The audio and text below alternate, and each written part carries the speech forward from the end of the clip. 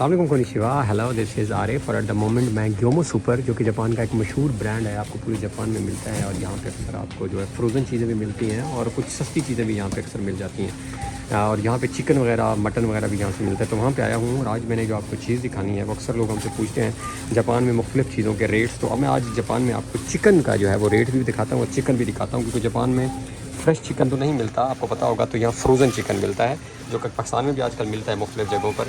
तो ये frozen chicken है जो कि पाकिस्तान में सॉरी हलाल, ये देखें आप, इस पर टैग लगा हुआ है।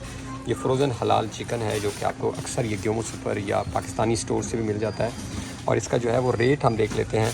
ये देख लें 835 रुपये के 2 किलो, यानी 835 येन सॉरी। तो अगर पाकिस्तानी उसमें कन्वर्ट कर लें 1600 रुपये के आपको 2 किलो जो है वो पाकिस्तानी 1600 रुपये के 2 किलो आपको ये हलाल चिकन जो है वो यहाँ पे मिल जाएगा। और ये उसकी एक्सपायरी डेट है जो कि 2 साल जो है ये वैलिड है। और स्टे कनेक्टेड।